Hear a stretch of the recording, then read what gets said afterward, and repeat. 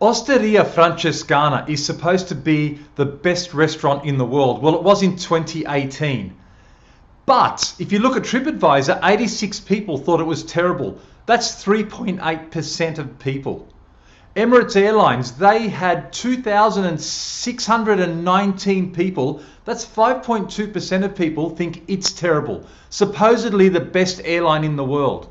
And then say Tiffany's in Madison Avenue. Tiffany's had 1,796 one-star reviews on Google, totaling to a massive 3.4%. What's the story?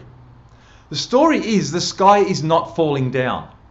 Despite those large numbers like 1,700, it's only 3.4% of people, say at Tiffany, that thought their experience was terrible. But you've got a whole 97 or 96% of people in all of those cases who have thought, wow, this was better than terrible, or it was awesome. Public feedback hits you right here. It's this public shame. It just strikes you at the very core of what you're about. When it was all private, it wasn't such a big deal, but now it's out there on the internet. It's all over the place, and it really does hurt. So we're a lot more sensitive to it. Big brands and brands that matter have a particular problem, because when a brand matters, then the extremities of the feedback are going to be even larger, and you're going to get a lot more quantity. Now, if 3 out of 100 people or 4 out of 100 people don't like your brand, and that could be operational issues, that could be staff member issues, one-on-one. That could also be brand expectation. So let's deal with brand expectation first. You see, the role of a brand manager is to position the brand or the organization in the consumer's mind. But not everyone receives that positioning the same way. So some people, although there's a positioning going on by the organization, some people might read that differently, and it settles in their brain differently. For example, Emirates Airlines. It's known as one of the marquee airlines in the world, and it's positioned that way. But some people might get on the airline thinking, well, these seats aren't that much different to my cut price airline. I was half expecting like a business class sort of seat. You can see that they would be disappointed when they get on the airline. They could score at 1 star because they think, well, what was all the fuss about? Same thing with Tiffany, they might be expecting butterflies and rainbows to shoot all over the place when they walk in the store. So the expectation might be way, way, way out there, and it'll never be achieved. So you might get this score that's reflective of that. Secondly, and this is really importantly, it could be that it's the actual system that's going wrong. Now, here's where the brand or the organization has to be careful. If there's a systemic problem, you can't come from on high at head office and go down to the store and ask them to explain a 1-star rating.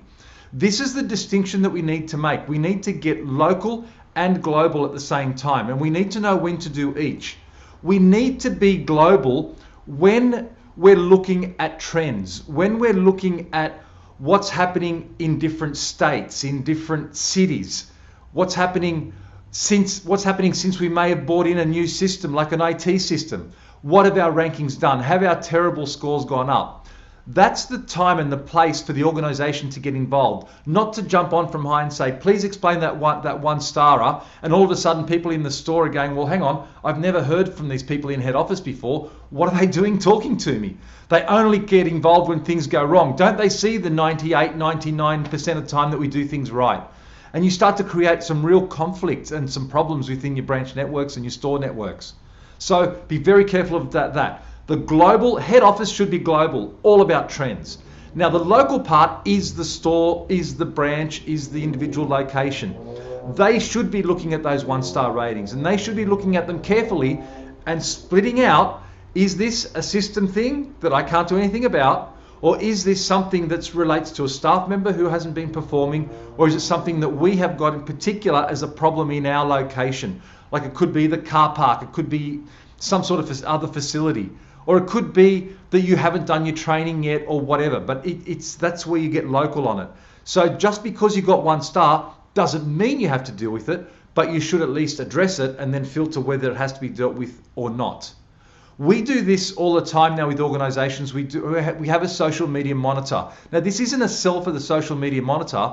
What we do is both of those. And it's interesting that the clients still get confused about when to interject and where. So we'll track the social media scores over 100 platforms and measure trends over time, measure it by city and all of those types of things, but we'll also look at the individual scores and send those to the stores or the branches and ask them then to report back that they've taken some sort of a corrective action.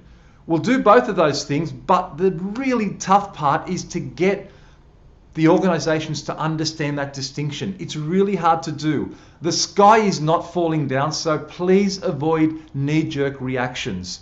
Again, I'm Stephen DiPietro, and thanks again for tuning in.